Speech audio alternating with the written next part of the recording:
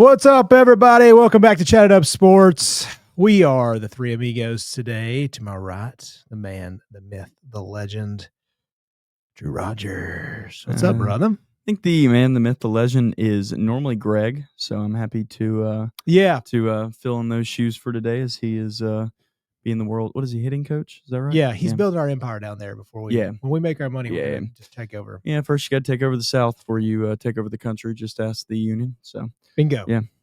Yeah, bingo. The man behind who's trying to gather himself. I was not expecting country. I was not expecting Civil War references 40 seconds into the show. Yeah, it's perfect. It's kind of flying off the cuff. We got a loaded day. We got a loaded bit of news. We got some news that I never thought I'd hear. So really, what can you say never? Oh, when I was in like high school, never. Oh, but when it was legalized, I was like, oh, this is coming. But it's huge. Yeah, we're going to start off the show. We have no intro because I think we have been banned. Our music was copyright free. Now it is copyright not free, and so we're not going to be doing an intro. So you're welcome because we're saving your eardrums because it's very loud, but we love it. Anyways, we have Chauncey Billups news. I don't know if you guys have seen this or heard about this, but there is a gambling poker scandal beyond all belief. We're going to go over that. We have a new segment. Drew is going to intro today the "Can I Be Honest" segment. I'm really intrigued what you got. You're going to build us three out, and then we're going to go over that. And then we have our core four. Very excited for. Great SEC weekend as far as timing. For me, I love having just one or two games in each segment instead of five, which I felt like we had last week. It was a little overwhelming, but I still loved it all at the same time. Missouri-Vandy, obviously, for Drusif here, it's going to be a big week. Ole Miss, Oklahoma, South Florida, Memphis. The G5 is so back this week. The battle for their title, probably. Texas A&M-LSU, of course, for Brian Kelly's job. Maybe. I don't know. You know, I don't think that's rash to say that it's for his job. He's definitely going to lose another one this season. So, it's hard. Yeah. It's hard not to.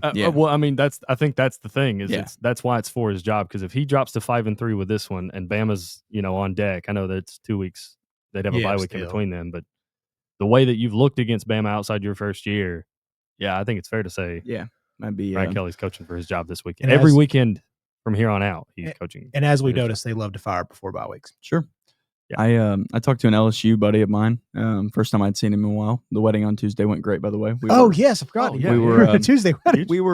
It went great for the couple. We were an hour and a half late because, as we learned, there are two 509 Mill Creek roads in Knoxville, Tennessee.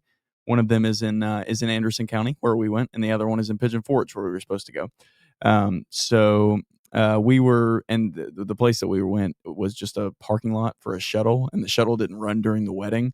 So we got there at the very end of the ceremony and just basically sat in the parking lot for about an hour. And they finally let us come up the mountain, and we got to enjoy that. But no, it was good. Congratulations to that happy couple. But yeah, my LSU fan buddy, I was talking to him on the way in the car on the way up. I don't know many LSU fans, so I was like, I really don't either. I might as well pick his brain a little bit. And he was like, yeah, I mean, we've just got a fan base that knows what they want, knows what they should be, and we're not going to compromise on that. And if it is 8-4, then I know most people want him gone. I was like, I think you're right there. If it's 8-4, then that's a failure because he's going to be worse than likely Missouri and Vandy, and they have a third of your resources, maybe, and a third of your recruiting pipeline. So, and I don't think he was a big hit with the fan base. No, they don't like him. Yeah, I don't think they've ever really cared for him, been super attached. Like with Ed O, they were like, he's got to go, but they loved him. Yeah, they loved him. He's one of their own. I think they liked Les too. I mean, I don't, not to the extent that probably they liked Orgeron. Yeah, probably more than Brian but they Kelly, didn't hate him. And I've never seen a fan base. I know I based everything on Twitter, but I've never seen a fan base actually disdain their coach while liking their team. It's kind of bizarre. It's not that they hate these players. It's like, dude, we like the players, but they play on Brian Kelly's team. Yeah. Well, it's all about, winning. Winning solves a lot. Yeah. That goes with any sport. Yeah, sure. If you've got a head coach and you're like, I don't really like this guy, but we win. And obviously it's different, scandal aside. Yeah. Winning cures all for the most part. No doubt about it. Even so hell, even if you have a scandal, Let's be honest. In the college ball world, in the sports world, it's not the first really time does. we've seen it's wild, and especially for Brian Kelly's situation, it's like the very beginning when he did the fake accent. I was like, oh, he lost me immediately. With as an outsider. Now, I'm sure as an LSU fan, as any of us would be, if we're in that situation, we're trying to get back, you're thinking in your mind, all right, he's just a little goofy. He tried. He'll be fine. Yeah, it would have been lost me with the family, and then he won me back over when he beat Bama. That's how I would exactly. Sure. I would be like, oh yeah, okay, you can be goofy. Listen, dude, we know you're not from here. We get it, but you beat Bama, so like, we'll take that. You're a little weird. Yeah. I don't know. He sucks. If he can't, I'll be honest. If he can't beat Vanderbilt with that team, like again, Vanderbilt was better, but I only thought that because Brian Kelly was coaching the team. Yeah. There were a few offensive segments that LSU ran. I was like, wow, thank God Brian Kelly is over there, head coaching this, because anybody else in the conference, maybe besides Hugh Freeze, would have figured out what to do on this possession. It's drastically different than what has happened. I can't believe they've had such different identities in the last 2-3 years. Like, I mean, Jaden Daniels save us. Jaden Daniels offense being the most unbelievable 50, thing. Last year, we're going to be completely mid on every metric. We have a terrible defense, and then this year, it's like we don't really know who we are. We can't really run the ball, but we have this like stellar defense. And especially with a quarterback too that was pretty dang good last year. Yeah. I mean, at least put up crazy stats in weird times. I'll be honest. Like, I think there was some, obviously it's college football, so you're going to have some stat stuff in games, but still with Nuss, you're like, oh man, here we go. I think if it does go south for LSU this year, I don't think they'll fire Brian. I know we talked about them coaching for his job. I think he'll be able to scapegoat his OC. Same. So Joe Sloan, I think is his name. Yeah.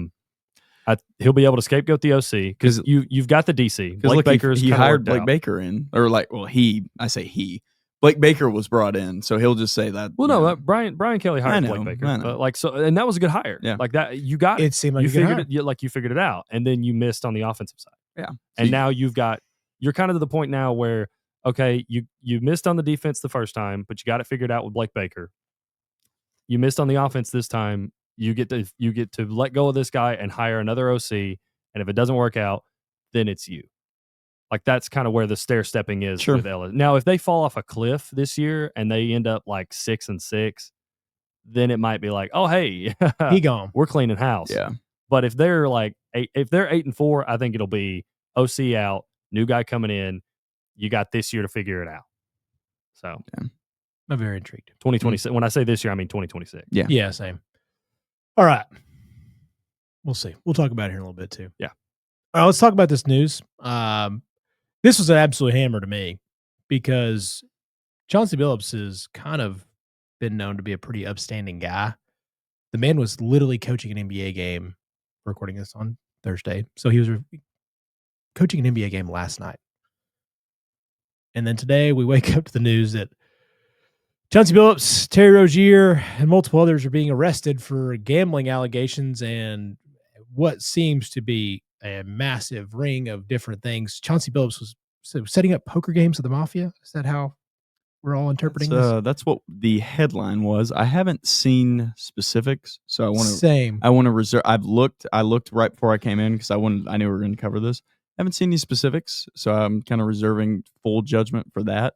Because I know how like these headlines they get out and you kind of like get shocked and you're like, oh, and then somebody like one company puts out the big like poker games with the mafia, and then it's like, yeah, he was gambling with a couple buddies, and then there was a shady character there. So yeah, I don't know. Yeah, that's how the headline comes out. But it was very interesting because listen to Shams today on McAfee. He was talking about I got word of this last night and on Wednesday night. And he was like, but I didn't really have specifics, obviously. He said, but the word FBI and then Director Kash Patel was being thrown out. So it's very strange that when you hear the director of the FBI is being thrown into this, you're like, oh, okay. So Shams was like, well, I'm going to have a big day tomorrow. I don't exactly know what this is, but I do know that was being thrown around as of the night before.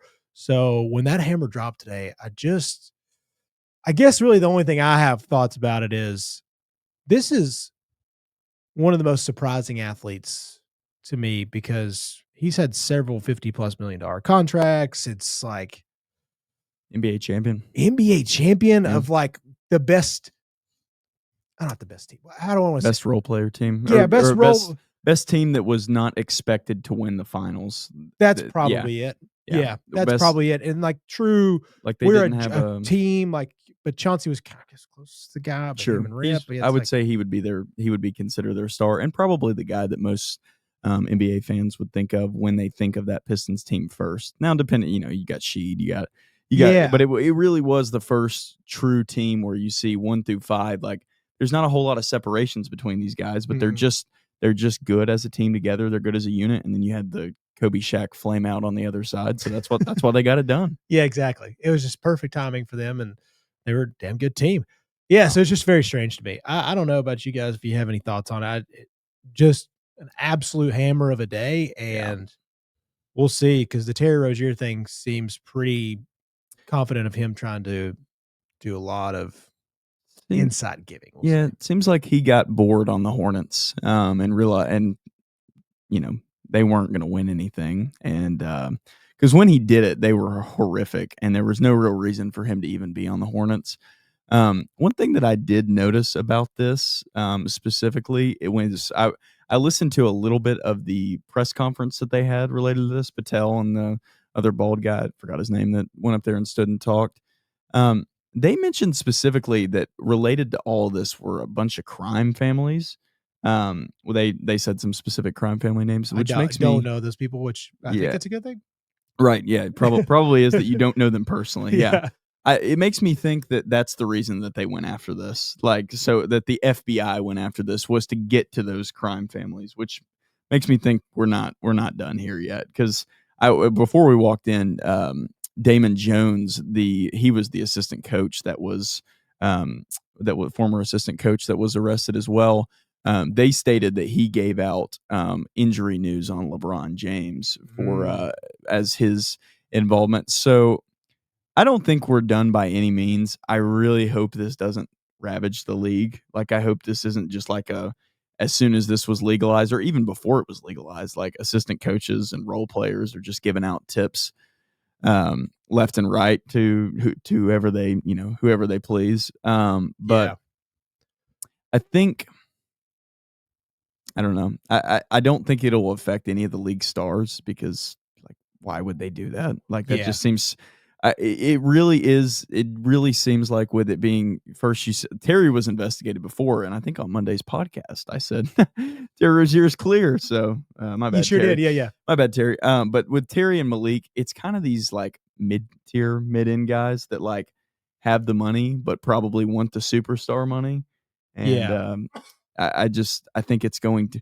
I think basketball, we talked a little bit before the show, is the easiest sport to do this on. Like, it really is the easiest team sport to do this on because, I mean, I guess to an extent you could do baseball, but it really wouldn't matter. Like, if somebody was just, like, they would get pulled out of the game before they could really mess anything up. And then, like, basketball, you can just have like one off game and then go completely back. Like, you can make the whole, that sounds like kind of what Terry Rozier was doing here is he was like, yeah, I'm going to leave the game with a foot injury, just like Jonte Porter did with the eye injury. So basketball is by far the easiest sport to do it in. I'm going to reserve judgment for the Chauncey Billups thing because of what you said. We don't know. Yeah, it's out of respect because Chauncey, you're right, has been an upstanding guy. I've never heard anything that have like, and I mean, like he was a great teammate by all accounts while being a player in the league and has done a decent job on this Trailblazers team. Not my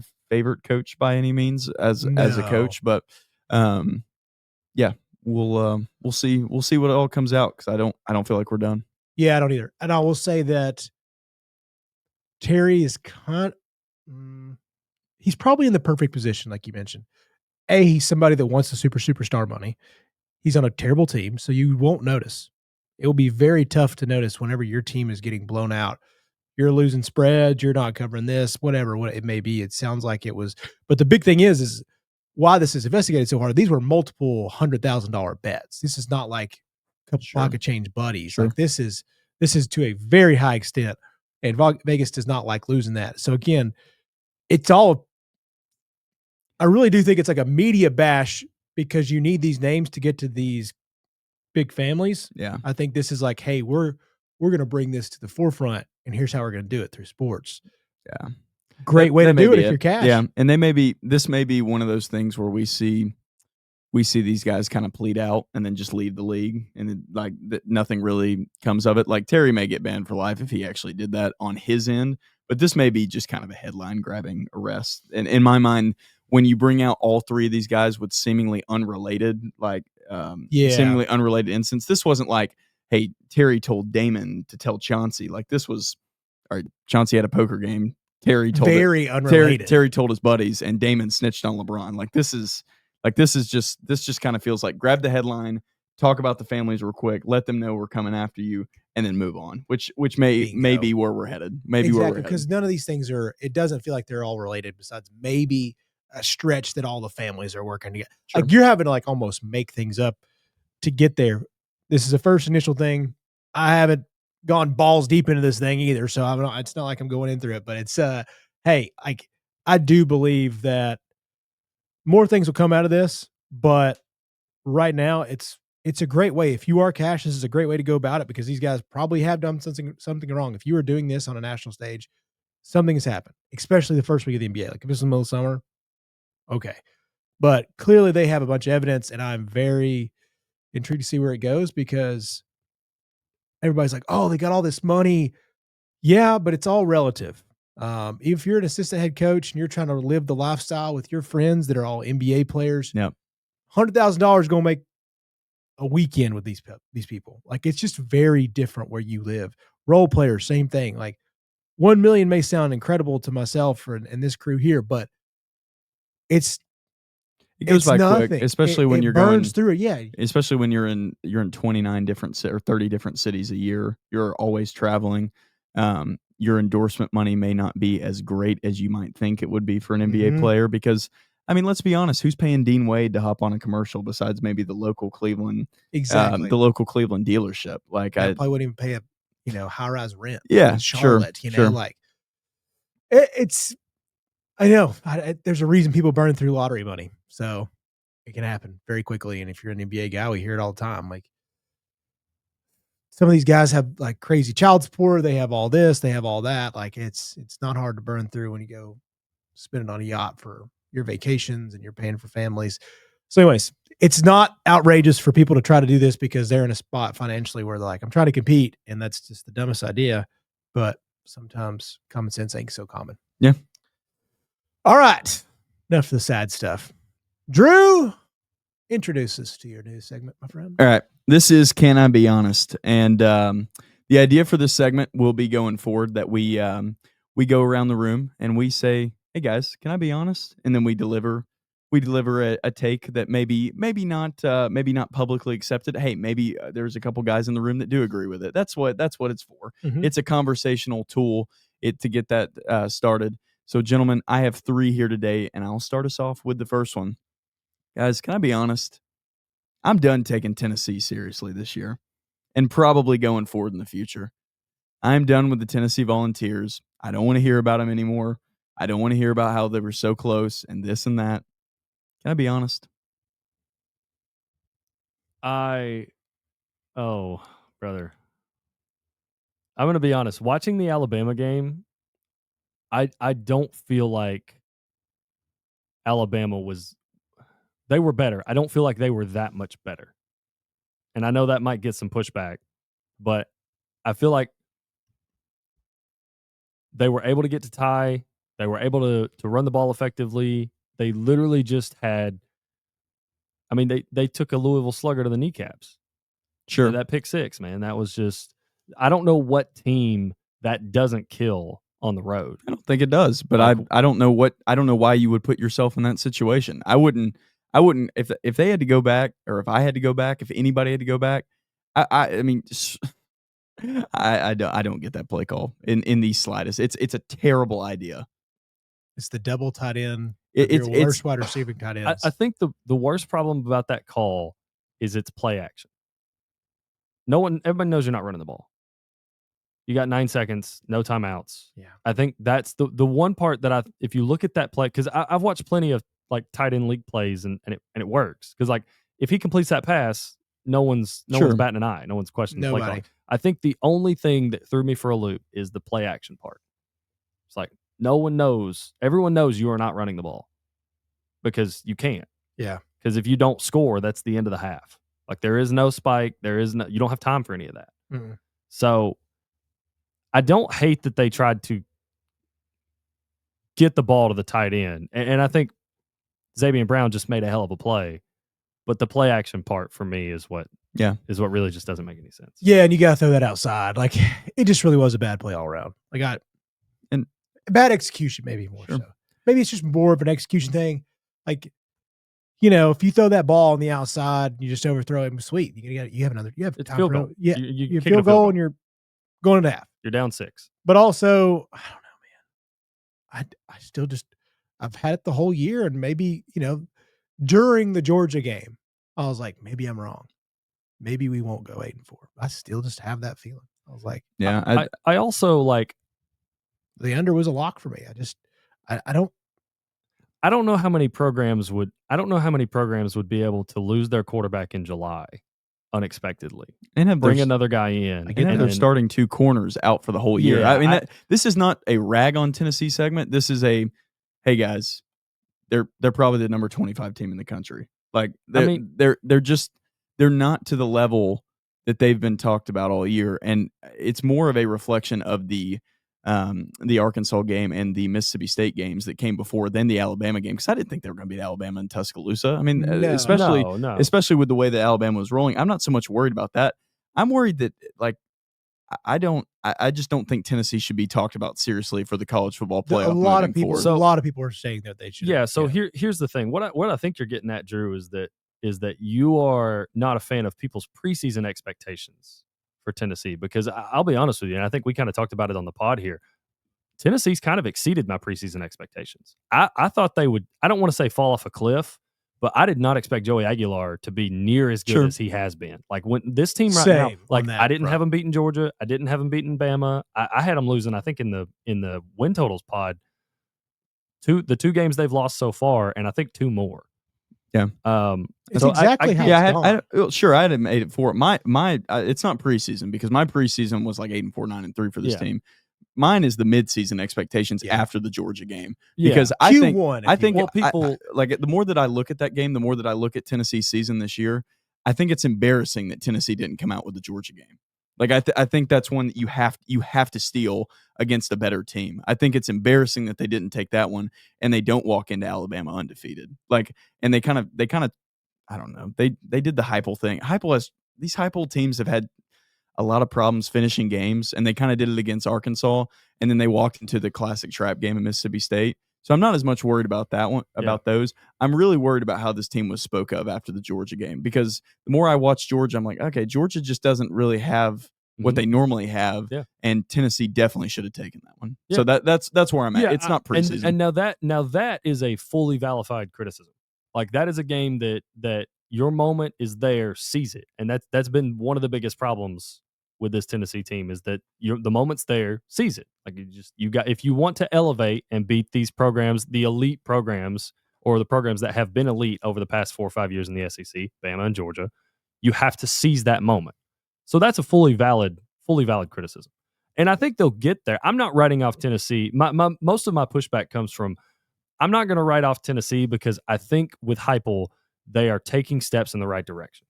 And I think as they continue to recruit, because they've got the number 1 wide receiver, number 1 quarterback coming in next year, they're going to get better. I think a couple of things can be true, is that losing Alex Golesh was much more of an impact than we thought it would be. Bingo. And then even though ultimately I think this team is better with Joey Aguilar, losing your quarterback in July sucks. It just sucks. And then also losing like you said, your 2 starting corners. Yeah. It sucks. Injuries suck. It's part of football. It's no excuse. Like, I'm not going to sit here and say, oh, yeah, you can just kind of watch the season because you had injuries. Everybody's got injuries at some point. It's part of football. It happens. But I would push back and say I also don't think that we as a podcast after the Georgia game were like all bought in on Tennessee being like a serious playoff contender. This is not a reflection of us. Not in terms of someone who couldn't make the playoff, because as we've kind of seen this play out this season, every team has flaws. Mm-hmm. So it kind of just becomes who can survive. And I think surviving the Mississippi State game, surviving the Arkansas game, those are games like that put you in a position to where you could potentially make the playoff. But as far as making a playoff run, it was like, okay, these are teams that I don't really see making a run because they have too many flaws, if that makes sense. And look, the Joey thing is, Tennessee is a better team, but they're going to finish exactly how we thought they were going to finish. I think so. Right now. Which they're going to drop one of the Vanderbilt or Oklahoma games, and they may drop the Florida game. That's the thing is, like, we're gonna get there, but it's going to be the exact same way. They're going to compete better, but be the exact same way. Yeah, and that's fine. And I'm with you. We are as a Heupel team. It's a better program. God bless. Look where we were not too long ago, friends. Sure, this is in a great spot. But again, I totally agree with you, Drew. There was, like, after the Georgia game, I really felt like, or during the Georgia game, I was like, man, this team's really special. We're just going to have to outscore people. The McCoy Gibson losses are just adding up over time. Like, you can survive, but if with them not coming back for Bama, or really you really needed before Bama to get that work in, but with them not coming back, it's like, man, there's only so much these guys could do. Depth matters this late in the season. That's why it starts to scare me towards the back end. Yeah, and I think at this point, with speaking specifically to those two guys, you're almost kind of like, I don't think they are going to come back. Like, I think they'll clock out for the rest of the season, mostly because, like, you guys, unless you're alive, unless you get through you get through 9-2, and it's like, if they're going to be fully healthy by the Vanderbilt game, then you got to have them back. Like, it's all or if they're going to be fully back by the Florida game, like, you've got to have all hands on deck for those two specifically. Your best bet right now is, if with the loss to Bama, you got to get this one of this weekend. It's a Kroger Field might have Dollar General version of the Auburn voodoo. You know, dude, it might have its own. It might have its own. Kroger may have a stronger gravitational pull. And Jordan Hare hasn't been acting up as much lately. No. Like, it's. I say that I know I'm challenging the Jordan Hare gods right now, but Georgia's already made it past Joseph, so we can. You can allow us. They've gone to Jordan Hare this year. There's a lot to be said. So Kroger Field could be scary this weekend. I'm not going to say that. I wanted to go up there, but I was like, don't do that. Don't do that. I got to be back to pick up the family on Sunday, so I can't do that. But anyways, that's a night game, isn't it? Yeah, it is. 7:45. Anyways, but it would be great timing if you're still alive and you beat Oklahoma. Get the bye week, bring everybody back healthy. Get the work in against New Mexico. Beat Florida. Beat Vandy. You're in. If they lose to Kentucky and win out, are they still considered? No. You're done. Because for me, it depends. It's 3 losses. It depends. Any other year. That's 3 losses. It's 3 losses, it is sure. 3 losses. But Tennessee with losses to Alabama in Tuscaloosa, an overtime loss to Georgia. Is the Kentucky loss really that bad, where if Oklahoma finishes 10-2, Vanderbilt finishes 10-2, and then you beat Florida in the swamp? I mean, I'm talking myself into it right now, just sitting here. So I will say, for me, it depends on the rest of the field.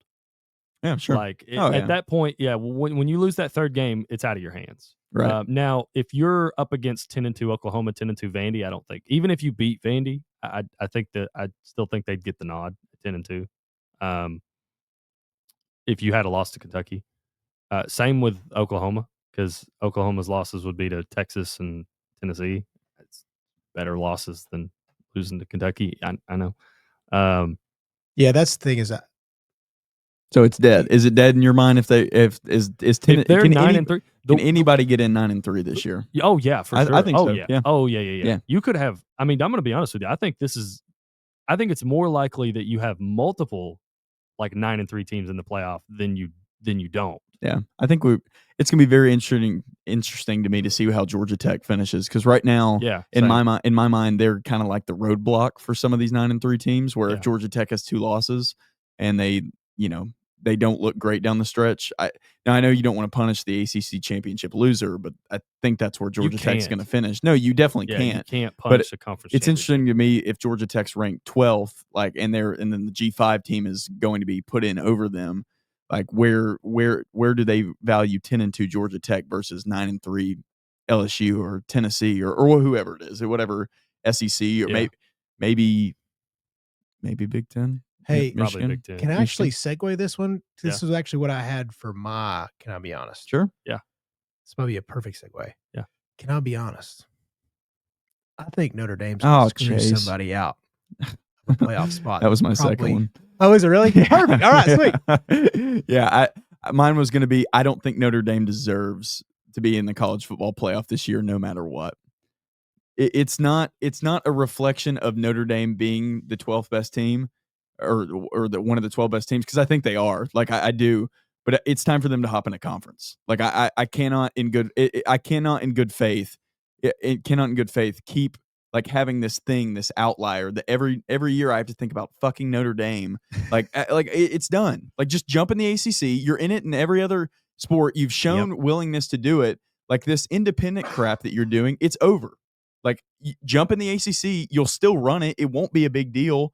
Like, just, you got to get in the conference, because I'm sick and tired of having like this exact dilemma where they front load their schedule and then you kind of feel bad. Oh, Notre Dame, but they beat so many people. Yeah, because they're an independent and they don't have to deal with the conference ties, and they don't have to deal with the Big Ten going across the country to UCLA. Like, it's time. They won't do it. They won't do it. And they won't even consider it until it costs them. So that's your big dilemma.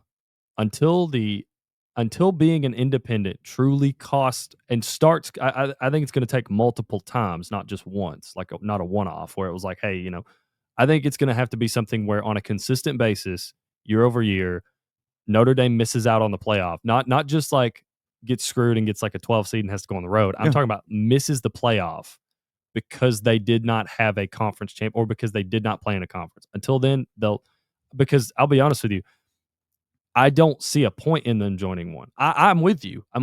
I think they should. I would love for them to be in the ACC, even though to me they feel like a Big Ten team. I know they've joined the ACC in every other sport but football.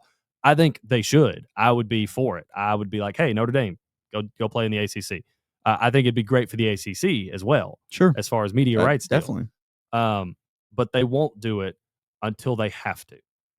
And to this point, we have not seen a reason, and especially to me, in my opinion, when the expanded field got proposed and got implemented, that killed any chance of Notre Dame ever joining a conference, because they're just going to be good enough to go 10-2. Yeah, they go 10-2. They get in, and then have the occasional year where they're 11-1, like they were last year, and they'll be in the playoffs every year. If Notre Dame at 10-2 or 11-1 will be vying for a playoff spot every year.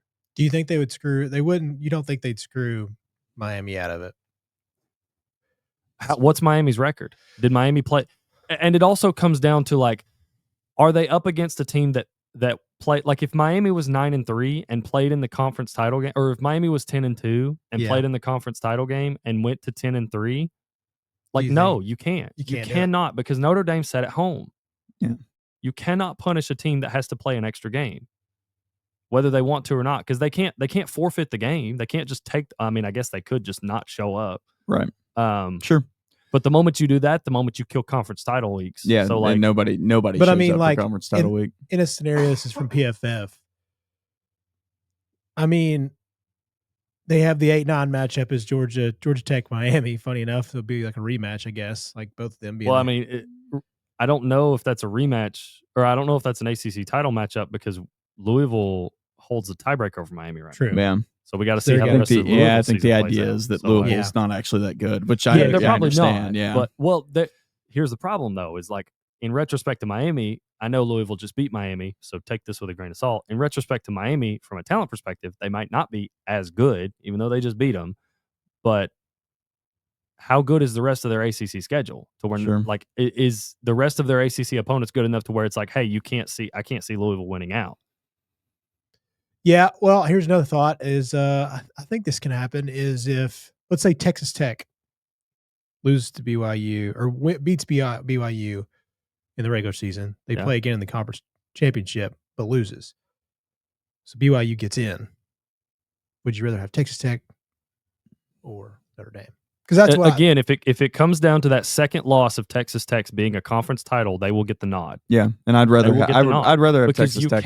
You cannot for the sanctity of the sport. The moment you devalue a team because they lost a conference title game, you've killed conference title games. Even if it's the Big 12. Even if it's the Big 12. Sure. Yeah, because the moment you do, they're 11-1 and they had to play a 13th game that Notre Dame didn't have to play. The moment you do that, you have killed conference.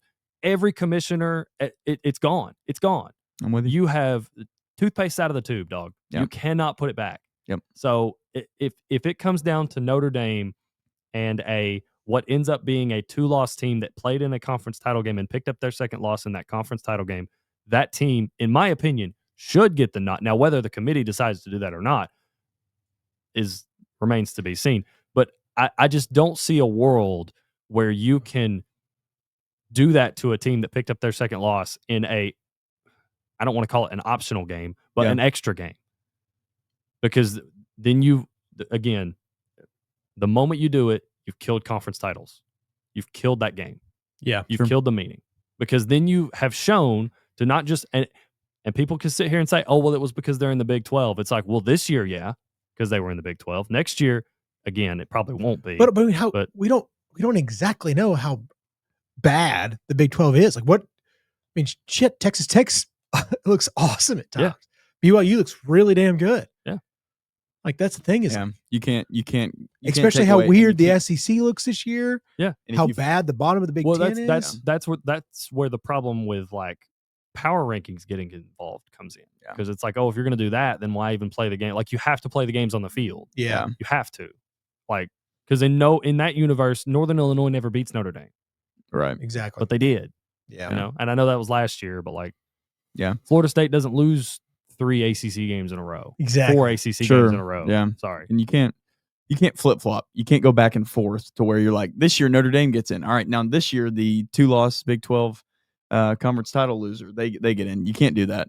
I think it's time just from now I understand that it's on Notre Dame, like the NCAA can't force them to join a conference. Oh yeah. But if there was a college football commissioner, if that were me, my first item, my first like lined item would be Notre Dame joins the ACC or the Big 10. I don't care which. Gotta get but you guys got to get in there, and we got to get this thing in line because it's going to get to the point, especially as long as Marcus Freeman is there, where I think Notre Dame is going to shaft a couple really good and deserving squads that get in. And I'm not saying Notre Dame because Notre Dame went to the national championship last year. So that's now a team like that. That's not what I'm talking about. But when you front load a schedule, and it kind of looks like in my mind that you intentionally front loaded that schedule, so all of the analysts will be like, yeah, but they lost in September, or they lost in August, and now you're playing on the back end. You're playing Navy, and you're playing Pitt. Like that, in my mind, is all the more reason why this team has to join a conference. Because if you're playing Pitt because your conference tells you so, okay. Well, no problem. It's not just that. It's the going from playing like Pitt to then playing like Navy and Army. And no disrespect to Navy and Army, but that's not quite the same. We are a pro Armed Forces podcast. Yeah, well, I mean, that's not the same as having to play like Louisville and then go on a road trip to Pitt and then take a road trip to Florida State and then come back home and play Cal. And then next week you take a road trip to Stanford. Like that's not the same. Even though they do this year. They basically play an ACC schedule already. They Syracuse, Stanford, Pittsburgh, Boston College, NC State, Miami. There's, what was that, 6? Is that 6 ACC conference games already? And I mean, if you count, I will say I won't knock Notre Dame for this point because I do feel like they still play the same number of like conference games because they played A&M and Arkansas. Sure, absolutely. They're not afraid to play people. Yeah, that's not what I'm saying. I'm saying that for the sanctity of the college football playoff, because I think we all think it's just going to take 1 year for the committee to do something really stupid to truly mess this selection up and to truly get it to where like maybe there's no NCAA anymore, or maybe there is no college football playoff committee. Notre Dame needs to join a conference because I don't want to see the sport I love blow up because of that. Well, yeah, I mean, you already saw it change because of what happened last year with the seeding, and people were like, "Okay, yeah, this is a nightmare. This is not how this." And is you did going. not think that going into the season. That's just something that happens organically. Well, I'll be honest. When they went to 12 and they were like, "Hey, the top 5 conference champions are in vie for a bye," I thought the moment one of these G5 teams gets a bye, this will explode. This will implode. They'll change the model. Bingo, bango. And year one, like it happened first year, and that's where I'm at with Notre Dame. Like they will not join a conference until it becomes a negative for them to be independent. Sure. Yeah. And I don't see that with a 12 team, because to me it's one of those things where if they do get left out of the playoff, it's going to be because they just lost too many games. Yep. Yeah. Now, I will say that is one thing that they have going against them. That's the biggest negative they have going against them right now is when they hit 2 losses, it was like you cannot lose another game versus like some of these, like Clemson last year won their conference championship and got in. Sure. So like that's until it becomes a point where it consistently costs Notre Dame, they're not going to do it. Yeah. Good call. Do you have one more, or do you want to go core form? I do. Do you love it? I just think it's going to take a while. So we can be quick. Okay, because it's going to take you a while. So specifically you. Okay. So you've got 2 minutes on this. Can I be honest? Georgia's going to lose to Florida this weekend. I hate you. That was quick. No, I'm dude. I'm going to be on. Well, they play next weekend. Yeah. Sorry. So they're both on a bye this week. No, I hate it. I hate that they fired Billy because I knew the moment they did, I was like, they're going to wait. Well, sorry. Pre-Mississippi State game, I was thinking to myself, Florida's going to fire Billy regardless of what happens because they're going to fire him the week of the bye week and they're going to re-inject all this energy for the Georgia game. Yep. Exactly what they're going to do. Yep. And I fully expect that game to be a dogfight. Yeah. And I would not be surprised if Florida wins it. Super physical. We'll preview it and we'll pick it because it'll probably be the last time that Florida's on the core 4.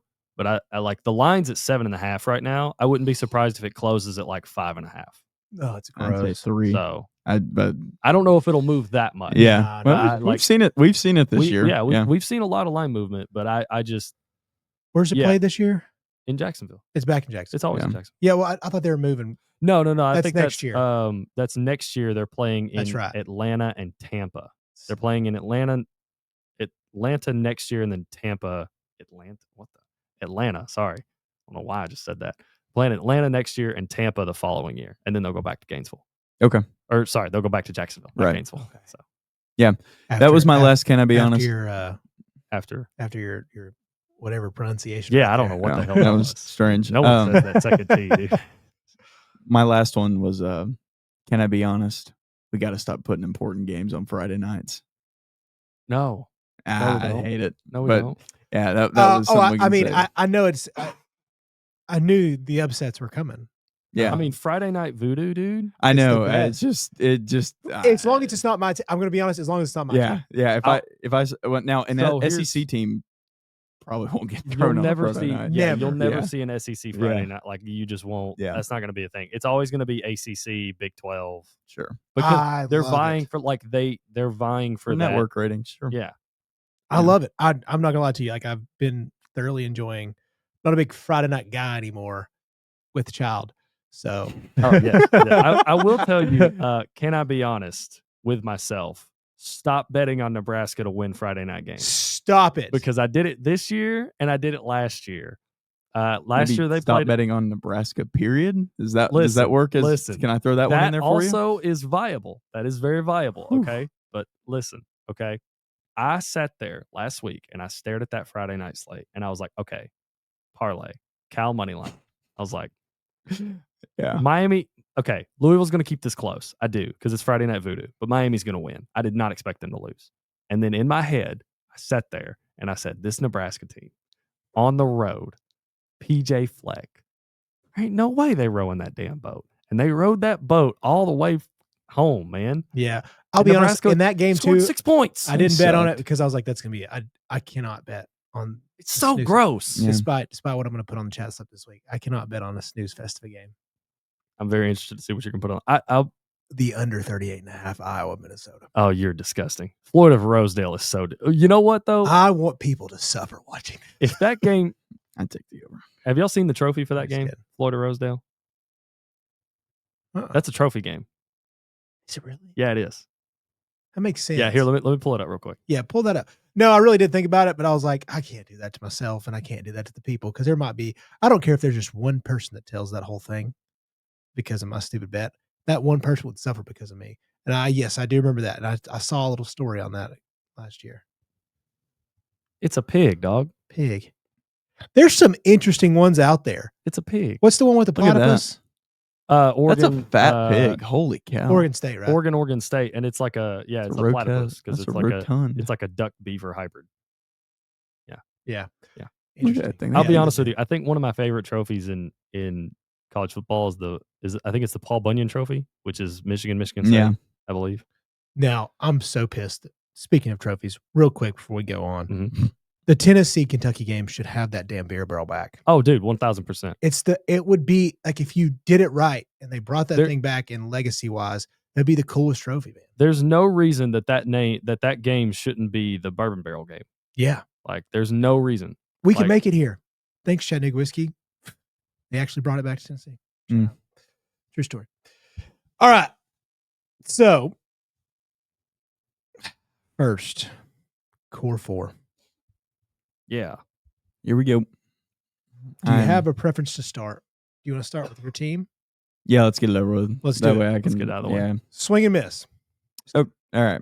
Here we go. So, Missouri, Vanderbilt, Core 4, Game 1. We'll let you go first, Drew. I said on the night chat last week, if you watched that I don't think Vanderbilt's going to have much trouble with this Missouri's team. And I'm here to say I have not changed my opinion. I have watched a little bit of Missouri, a little bit more than I probably should have. I have looked at some statistics to convince myself that I'm right. I think they're going to have a little bit more problem than I thought, but I want to break this down in 3 sentences. If Diego Pavia makes magic like he has been doing routinely, they're going to be fine.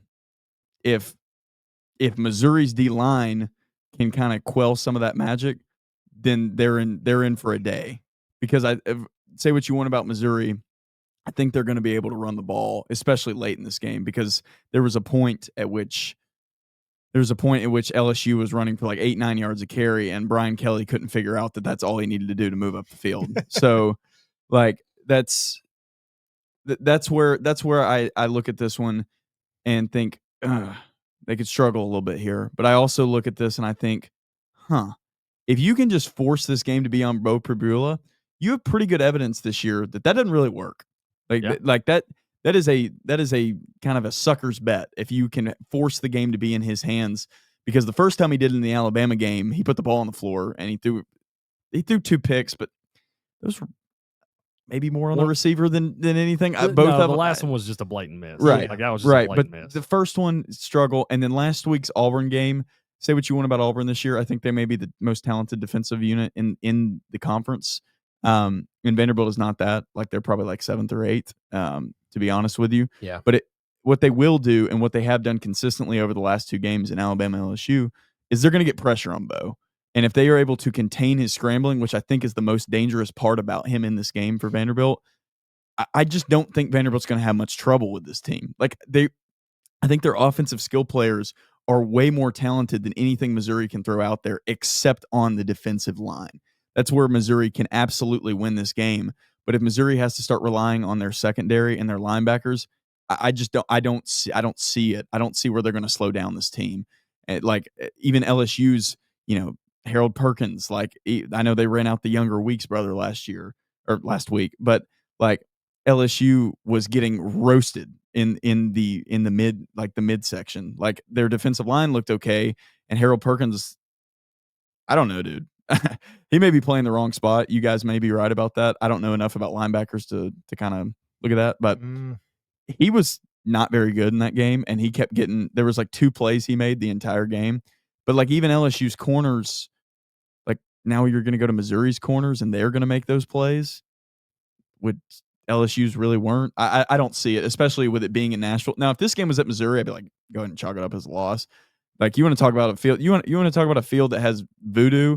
Missouri at home is the best team in America. Like they make every game close at Missouri Stadium, but whatever it's called, I don't know, the concrete excavator stadium. But I'm done. I'm done. So you're rolling with Vandy? Yeah. Okay. And it sucks because I don't know how to act in this scenario. I don't know. Tell. You're very Ricky Bobby. Like, what do I do with my hand? Sure. My team's good at football. What do I do with my hands? Sure. Like, because in this spot in past years against a team like Vanderbilt, I would be picking against Vanderbilt. And I don't fault anybody that wants to pick against them here. I'm gonna be honest with you, Drew. In past years, this game would not have been on the core for. No. I'm saying a team like Vanderbilt, not Vanderbilt. Okay. Like if this, gotcha. say if Vanderbilt had on Texas A&M colors for this game. Say if this was Texas A&M at Kyle Field, and I would be picking against Texas A&M, the product that we've seen the past couple of years. So I don't fault anybody that wants to pick Missouri this week. Like not at all. So go ahead. All right, I flip-flopped on this game a lot, and because I've thought from a defensive perspective for Missouri, how effective are Zion Young and Damon Wilson? Because they're really good at rushing the passer, and they were able to affect Ty Simpson. But I don't think you're going to get that same style of offense from Vandy. Like I don't think you're going to have that traditional pass rush lane, and I don't think you're going to have a traditional pass rush with the style of offense that Vandy runs. And then when you talk about Bo, he has been shaky at times. And I wonder in this game if we're going to find out how good Vandy's run defense actually is. Yep. Because this will be, I don't think it's too much of an exaggeration to say this will be the best rushing attack they've played this season.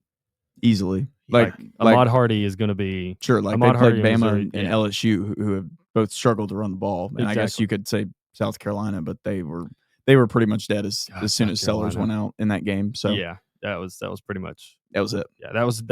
I mean, when you're yeah, exactly. So that's really what it comes down to for me is how much rushing success does Missouri have? Like, are we going to look up in the third quarter and Ahmad Hardy's got 120 yards and he's got 7 yards a clip? Definitely very, very feasible that comes through. Yeah. And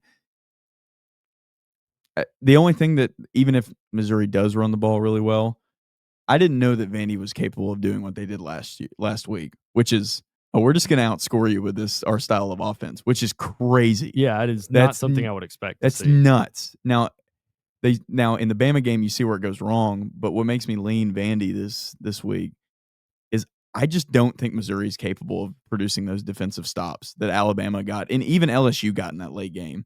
Yeah. Like they did against Bama, but there was some real weirdness around how they kind of got some of those stops, especially the late where Ty falls on the goal line. Like if Ty doesn't fall on the goal line, the game's not a 2-point game. It's 29-27. Yeah. Ty didn't fall on the goal line, then I mean Missouri's never in that situation where they have a shot to win the game. Yeah. So yeah, and I'm gonna be honest with you, man. I wanted to find a way to pick Missouri in this game because I like Bo Perbula, I like Ahmad Hardy. I really think their defensive line is solid, and I miss Damon Wilson in a red and black jersey. I'll be honest with you, I really do. But I can't do it, man. I was fully committed, like up until probably about before we started the show, to pick Missouri and be like, I think Ahmad Hardy's gonna have a really good day, and I still think he could, but I think the efficiency that I've seen from Vanderbilt and what I've seen from Tim Beck and Diego Pavia, I just think that they'll be able to consistently have more success than Missouri. Yep. And I think your defense, while your run defense might get pushed a little bit, and we'd be like, okay, so they weren't as good as they showed statistically, I still think they'll be good enough this weekend to carry you to victory. Yeah. And kind of like, I loved what you said about LSU's corners, because I'd take DJ Pickett and I can't remember Mansour Delane. Yeah, I'd take Mansour Delane over what Missouri's trotting out at corner, and that's not meant to be a shot at Missouri. That's just mostly praising LSU's corners. That's how Missouri recruits, though. Like they're typically weak in that section of the game. Like they don't have the access to those guys. Like they never have. Yeah, and I struggle to see. I struggle to see specifically who's going, if Missouri's going to waste their best cover corner or their best safety on Junior Sherrill, then Eli Stowers is going to sit in the middle against these linebackers all day, and it's not going to be close. Like he may not be the best tight end in college football. Like I'll just be honest, watching him this year, like I think he's very good. Yeah. Like, but I don't see like when I think like Tyler Warren or well, I mean he's not that. Like I don't think he's going to be like this super like just go and lock him in the NFL. But like if what they're asking him to do this year is to catch corner routes and sit in the middle and then run drags over the middle. Yeah, he's going to be fine. And he's going to, if they're going to waste their best cover corner, or they're not going to specifically attribute, because in the Bama game, Bama was like, no, this dude's not beating us. Like we're taking him away. And they bared down on him. Vanderbilt had no idea what to do, but I don't see Missouri being able to replicate that. And they have the guys that can do that. Yeah. But I'm rolling with Vandy. I do. I think Tim Beck and Diego Pavia, I think he'll be able to stay on schedule. And I think what really gets scary for Missouri is if Vanderbilt comes out, scores immediately, and then, I think Missouri will be able to match for a little bit, but I think if I have to pick an offense that's going to sputter a little bit more, I think it will be Missouri's. Yeah. Especially if it gets to a point where you're having to play catch up and they have to pull the ball out of Ahmad Hardy's hands. So I'm rolling with Vandy. Yeah.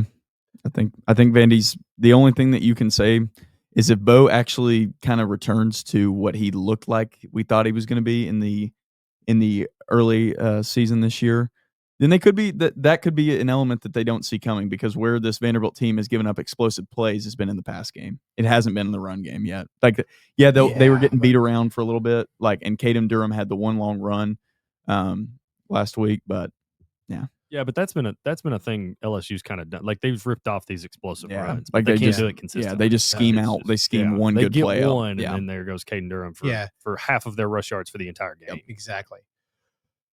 Listen, I've been over here trying to like figure out a way to just be different for a graphic, but I'm not even going to do that. I want to be right. So screw that. God. Yeah. I never thought I'd hear it. Yeah, it's just, I want to be right about Vanderbilt. Yeah, I know. I can't believe it. So today I've said multiple things. I text my friends and I was like, "Hey boys, I'm going to be honest here. I can't believe I'm doing this, but do you guys have a hookup for Vandy ticket?" They were like, "You sick? Are you drunk?" Those are literally two questions I got from my group text. I was like, "Nope. Just thought about going to game day, have a Saturday for free. I don't know what to do with free time. Like, when I've had free time, my wife and my child are gone for the weekend. And so that's happened a couple of times, but I've always had something to do like that weekend. So there's no leaving. Now there's like an open gap and I don't know what to do with it. So trying to figure it out. And that's where we went. So I was like, I can't do that. It feels gross. But all that to say, it's just another one. I can't believe I'm saying this. Eye test shows me Vanderbilt is better than Missouri. And also, the Matt Rule effect from last week, when your name starts to get thrown around for these jobs, Drink's name has been brought up a lot for Florida this week. A lot more than I thought, because people are afraid Kiffin's not really down for leaving. So Drink's, media-wise, is the second best option, I think, for a lot of people. And it's a good name to throw out there. I get it. I think that usually backfires when your name starts getting thrown around these rumors. Your head starts going some other places. The alpha nerd starts to feel cool. Starts thinking about, shit, Gainesville's nice. A lot warmer than good in blue and orange. Yeah. You know how fun it would be to recruit Broward County. Can't do that at Missouri, really. Oh, man, I'd love it if Drink went to Florida, because not only would that screw Florida, it would screw Missouri for a few years, and we wouldn't have to worry about them. Maybe they get sent back to the Big 12. It might screw Missouri. I mean, who knows, dude? They could honestly. I feel like that's another place that some psycho would land up there. Some Missouri player that we don't even know about, like you guys got. There'd be somebody, Clark. Clark landed up there, like some Missouri. It just feels like there's a lot of these guys fitting in. They're like, I'm going to go home. I'm going to do this. I could totally see, like, if Drink ends up leaving, I could totally see, and I've seen a lot of Auburn fans that are just like, they're really, really pandering on social media for John Summerall, who's Tulane's head coach. Yeah. I could totally see if Drink leaves, Missouri's like, oh, yeah, we'll take him. And Auburn just gets screwed out of another head coach that they want. And they're so bad. I just can't believe how far that place is tanked. Did you? Okay, sorry. I know this is completely off topic. Did you see the Twitter trend this week of University of Tennessee burner accounts switching to San Francisco Giant burner accounts and stating how bad of a person Tony V was, so that the Giants wouldn't sign it. I did see that there were burner accounts that were talking about. There were San Francisco Giant burner accounts that were talking about, like, look, Tony V's not wearing his mask correctly in COVID. I can't have him come to the ballpark with my grandma. And all their other posts were about Tennessee baseball before then. Get the I know it's an outrageous fan base, but I do love it for times like these. Oh, it's hilarious. Oh, it was awesome. Hilarious. I mean, like all of them are like, look at what a bad leader he is. Look at him yelling. Look at him yelling at the umpire. Totally just let him stay at Tennessee. Yeah. you can't get away with this in the MLB. Yeah, there's a lot of that, dude. Real quick, this is the hardest coaching loss. I've never seen a man change a program. I've never seen a man change a secular sport of college baseball like that man has, and it sucks that it was our guy leaving. I'm heartbroken we didn't get that interview. Now it makes me. I was like, we could have been his last dog. Damn. All right, one day, it's the goal. Anyways, gonna miss you, buddy. Tony V, thanks for everything, dude. Go chase your dreams. But if you come back to an SEC school, I'm going to ruin you somehow. Hopefully, by then, we'll be powerful enough that I will. We will be running 2032. Tony V hired by Arkansas. Yeah. Oh, buddy. Oh boy. The power that I will have at that point, I will ruin Arkansas. I'll come. I will have a gotcha interview waiting for you as soon as you come on our television channel. Anyways, wow, we have a television channel in 2032. We will. Okay, we will. That's our goals here. All right. So we're all on Vandy. That's very strange. Hate it. Welcome to life. Yeah. Weren't we all on Vandy last week? Minus Malcolm. I don't know. I wasn't here. Malcolm was on LSU. I know. I filled out the graph. Yeah. Yeah. Malcolm was 4-1 out for Malcolm's picks last week. Yep. Oh, did he go 4? Oh, 4. He did. Yeah. I'm not far behind him. I went 1-3. Vandy was my saving grace. Huh? I'm 8-0 in the last 2 weeks. God, you're hot. 2 Chat Simplecast. Just damn. Okay. I'm still in last place. Drew Rogers is so hot right now. I'm well. See, to start the year, I did what you wanted to do there, and I was like, oh, our graphics gonna look crappy if we all pick the same team. So I picked Florida and Auburn twice. Yeah. I'm done with that. Yeah. To be fair, one of those Auburn picks probably should have. Very true. There's a couple of those that I'm like, I can see it. Yeah. So, anyways, Ole Miss, Oklahoma. I don't know if I want to talk about this game.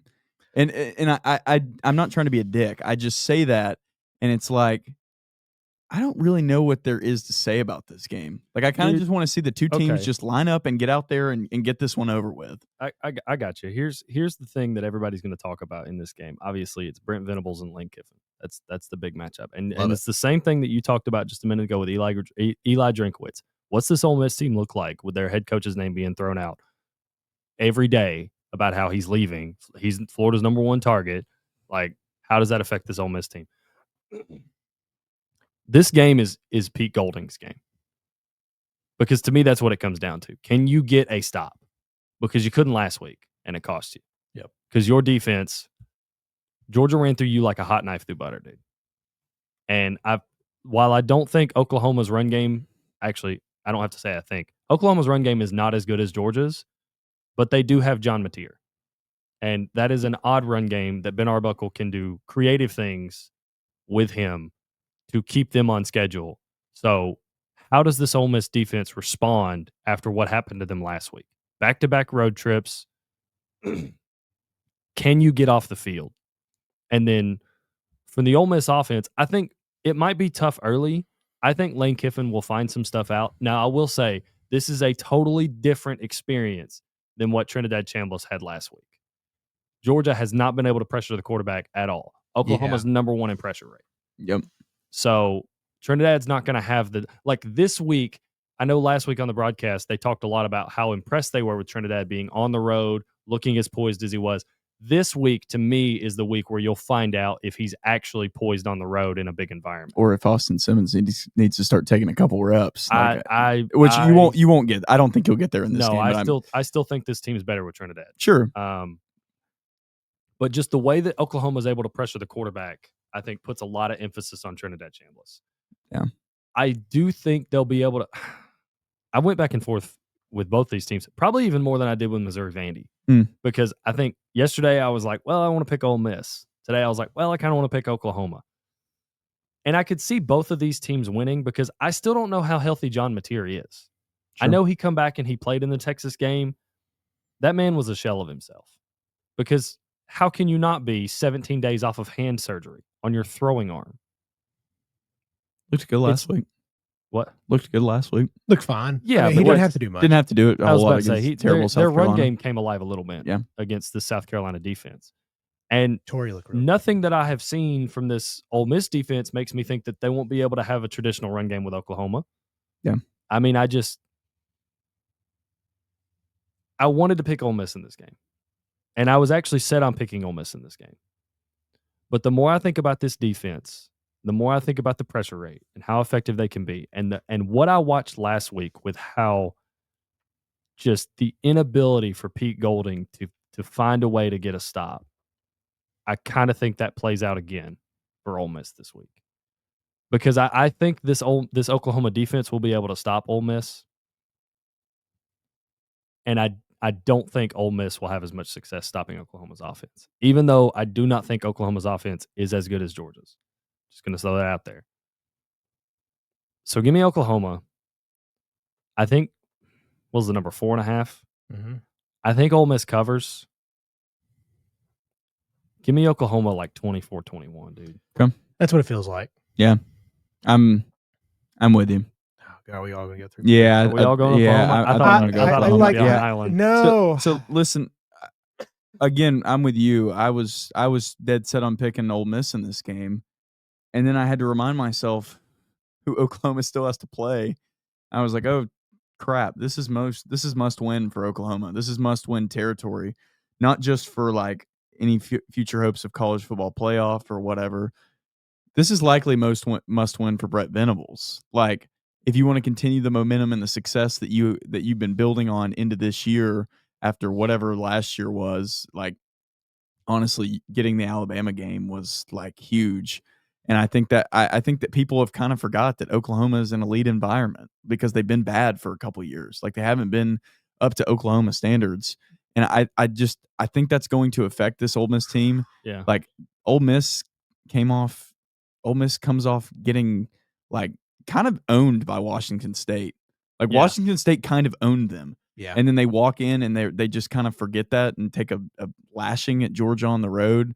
And they can't even get that one done. And I mean, like, seriously, like, Oklahoma, the gauntlet that they have to play down the backstretch is so daunting that it's not like out of the realm of possibility where you say this may be Oklahoma's last win. Like, I'm not going to say that it is, because I think they're better than that this year. But if you just look at the numbers and the names that they have left to play, this could be the last chance Oklahoma has to win. Can I ask you guys something? Yeah. Do you think the result of this game has any effect on whether Lane takes the Florida job or not? Yes. I think if he stays at yes. Yes and no, because I'm like, this in a vacuum, no. In the totality, yeah, because he keeps the train line. He keeps the, like, we're gonna go, if they get this game at Oklahoma, this is a damn good win. Oh, this is a huge win. I wonder if winning actually pushes him to Florida more here. I wonder if there's a way that in Lane's brain, because what I know about Lane Kiffin is that, yes, I saw the SEC doc. I saw everything that everybody else did. Yeah. I saw that. I saw the family stuff. That's great. I'm very happy for him. I'm happy that he rebuilt his family after kind of going on like a kind of a man's journey, like just to kind of find yourself and kind of taking those lessons and those, whatever it was left on the tarmac at USC. But I wonder if he's like, all right, I took Ole Miss to the college football playoff. That's probably the mountaintop. Let me get to Florida where I can actually do something. Yeah. Versus like, man, I just went 9-3 at Ole Miss again, and I was just short again.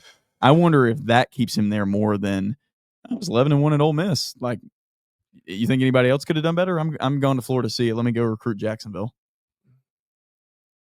I don't know. I don't either. And it's just something I thought about in the moment there. I was like, I wonder if this, again, I don't think it will. I think think Lane knows whether or not he wants to go to Florida, and I think he understands the differences. Like, yeah, there were people that will push back and say the Ole Miss is a better job than Florida right now. Yeah, sure, it is. It has never been a better job than Florida when it's at peak. When Florida's at peak, it's a top 5 job. It just is. You're in the state of Florida. Like, you have so many NFL players in your backyard. And I like Ole Miss as a program. I do. It's not a shot at them. It's just that's what Florida is. But I do think at this point for Lane, he is going to weigh the options of like, well, if I went 9-3 at Florida, they'd appreciate it probably year 1, maybe year 2. Like, you do that year 4, like, oh, yeah, dude, is this guy really the guy? I don't know. Yeah, like you can do that at Ole Miss. Sure. And we'll be able to for the rest of your career. Yeah. Well, sure. you do that at Ole Miss consistently, you'll build you a statue. Yeah. Facts. Probably will if it plays out that way. But I don't know. That's that topic. But yeah, we're all in Oklahoma. All in Oklahoma. Go ahead, Chase. All right. Oklahoma. The main thing is I just think the defense kind of carries through, and I do feel like Mateer's probably back to normal-ish. Got back to a better realm last week, I thought, against South Carolina. That's a nice game, and after they took out the Norris, it was over. You know, so it's like, hey, man, this defense is just so nasty. And I think you mentioned it too. It's just the pressure rate's going to get to Trinidad. I thought at the end of the Georgia game, we saw some of the worries of, big game, scary stuff. Lane even said it on College Game Day. He's like, I legit think this is more people than he's ever played in front of his entire career. No, they said that. So in that one stadium were more people than he played in the entire season at Ferris State. Yeah, all combined. Yeah. All right, so give me Oklahoma. All right, let's hammer this one home. South Florida, Memphis. I'll start it out here. Go Tigers. Yeah. Taking Memphis at home. I believe my pick stays alive, boys. Sorry, Mr. Golish. I appreciate you for doing that because it makes it all the much better when I tell you that Alex Golish and the South Florida Bulls are going to win this game. This is a little bit of a homer pick for me. I am fading Memphis because of some comments the Memphis head coach had about Kirby Smart earlier in the season. So I didn't know. Go Bulls. This. Yeah. Real quick. Go Bulls. He more or less took a shot at Kirby's program and like the speeding violations and stuff like that. Went on like his coach's show randomly. Like just you threw it out as an example for some reason. And I was like, that seems odd and random, but okay. From that moment, I was like, yeah, I'm fading Memphis the rest of the season. Sure. So the UAB was a bad look ahead. I'll take South Florida. I actually think Memphis is going to win here, but I want because I'm a Byron Brown stan. So yeah. I'm going to take South Florida. I think that the G5 is so tight this year that it would just make sense for Memphis to pick this one up in this spot after they completely blow their basically guaranteed lock if they win this game by losing to UAB. So yeah, if South Florida does win, South Florida and Navy play each other. So that'll be the final. Yeah, that'll be the final. Like kind of, maybe it's South Florida Memphis. Or maybe it's South Florida or Memphis Navy. Hold on, let's take a little peek. Navy's 6-0 still, right? Yeah. They're undefeated, but they have this weekend? FAU. But they have. No, you're right. You're right. Who is it? Now Memphis, South Florida plays Navy. Memphis plays Navy. Actually, Navy plays both South Florida and Memphis coming up. Yeah, and then they also have Tulane. And they also have Navy also has Notre Dame. So I'll be honest, Navy is probably not in contention whatsoever. Yeah. Looking at the schedule. Yeah. They still have North Texas, which don't forget that North Texas is, and it's at North Texas. So Navy may be 8-4, 7-5. Probably not going to win a game the rest of the season. They'll beat FAU, and so they'll go 7-0. And then they'll finish the season 1-4. Yeah, that's tough. Yeah, because they'll get tough look. They'll get one. They'll get Army probably this year. Maybe Army's pretty good this year too for Army. So yeah, South Florida just because I want them to win, but it would make sense that Memphis would get this one, and it'll get super messy, and we may get UNLV as our G5 team, and I don't want that, but that would make sense to me. And that will pretty much screw the G5, and there'll be a bunch of people saying we don't need the G5 in college football anymore. And yeah, I can hear that. I can hear that now. So out of the three teams, let's go like 3: South Florida, Memphis, and Tulane. Sure. I think Tulane's the other legitimate because they play Navy as well. Yeah. So. I think they're all in conference. Yeah. Those three teams, those three G5 teams are probably the only G5 teams that I think could actually possibly win like a first round playoff game. Yeah. Oh, I don't think actually UNLV, I actually think that all three of those would be run off the field. Like I get what you're saying. Those would be those would, but like I would put that at like a 1.5% chance. If I'm not saying it's great. I'm not saying the chance is high. I'm not saying they'd be like an under touchdown dog against, but I'm saying like if one of those three teams was going to win a first round playoff game, or if there was a team from the G5 that was going to win a first round playoff game, I think it would be one of those three teams. I would take so nasty. I would take Tulane out of those three, and I know that they haven't been in the core four and we haven't talked about them much this year. And here's why. The thing that makes South Florida so good in G5 is the same thing that absolutely handicaps them and screws them in Power 5 college football. Like I think South Florida would be a decent Big 12 team, but I actually think that they would probably be about 5-7, somewhere in there. Like UCF. Yeah, basically. like Byron Brown's legs and how they have to play with him and how they scheme him open and how they run the South Florida offense is the same thing that just completely it makes them it's longevity of their system. It makes them unplayable against like an Ohio State. Like they would just get get stifled. Sure, we've seen it this year. Like Tulane got dog walked by Ole Miss, and they did. But South I would Florida got dog walked by Miami. I mean, the only one out of those three that has a Power 4 win. Memphis beat Arkansas. Shouldn't have. They should not have. But yeah, but they were even if Arkansas had not fumbled and kicked that field goal, they were still it was a competitive game the whole time. So. 2 SEC losses, we'll say that. Yeah, that's just funny. If you're gonna have success as a G5 team, you need to get lucky with a quarterback who just kind of makes some above their station throws. And Retzlaff is perfect for that. And that's the only person that I could see actually just like if he walked into. I don't know who's going to be. Okay, say that they if they draw Georgia Tech by some miracle and Retzlaff bombs one down the sideline and gets tipped up and caught by that's what I could see happening. But as far as any of these teams having a legitimate shot, like Boise State had a legitimate shot with Genty last year, not this year. No, I think Boise State caught a really, really horrible matchup for them when they played Penn State. Like if Boise State would have been playing like a first round game versus SMU. Yep, that would have been. Yeah, and this year Boise State probably does play SMU, right? Because what did they get the first round bye last year? Am I Boise wrong? State did, yeah. Yeah, like this year they probably do play SMU. Yeah, because they wouldn't have got it. Yeah. All right, Texas A&M-LSU. We all saying goodbye. Brian Kelly, dude. I'm. Listen, I think here's what I worry about in this game is that some of the throws that Marcel Reed has, I think these LSU corners will be able to take advantage of. I do. I do not think this is a clean game for Marcel Reed. No. From a passing standpoint, I think he could be really good running the ball.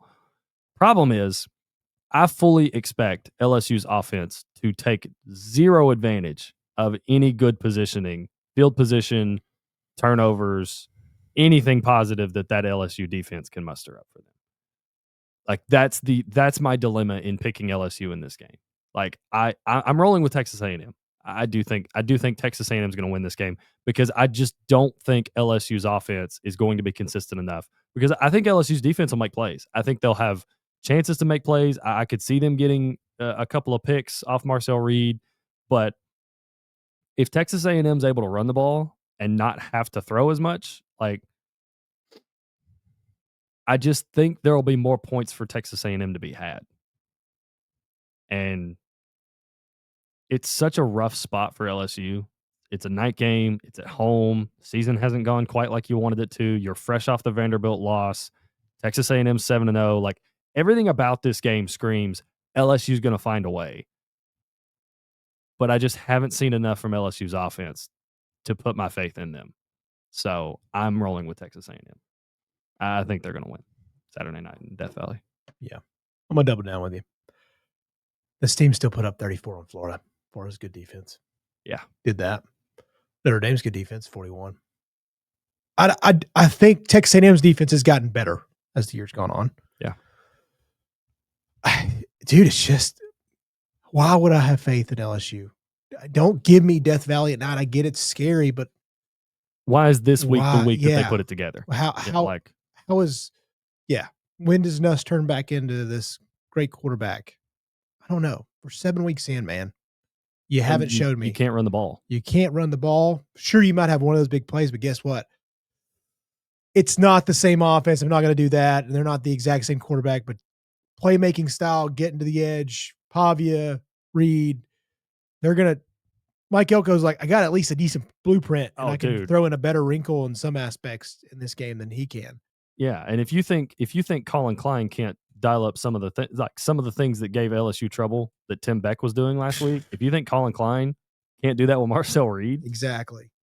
Come on, dog. So give me Texas A&M, buddy. You gonna finish now? Where are you going? Do it. Yeah, pick the Tigers. Look, Texas A&M, great program. Fantastic story with Johnny Manziel earlier in my lifetime. But one thing that Texas A&M has not showed me the ability to do is go undefeated. And if they get past this game, they have an increasingly better shot of doing so. And Mike Elko, as much as we love him and as much as he saved the state of Texas A&M football as we know it, also not really shown me that ability. And sometimes in college football, you see some things that don't exactly make sense. LSU loses to Vanderbilt last week. Why in the world would they beat number 3 Texas A&M? Well, I've got an answer for you. It's because it doesn't make sense, and they shouldn't. But LSU has just enough talent, and they have just enough competence on one side of the ball to make me think exactly what you said is true. If Marcel Reed throws a pick 6 to Mansour Delane in the first quarter and LSU puts another touchdown on the board, then this LSU team might have just enough to steal this game and make the SEC incredibly weird going into the college football playoff.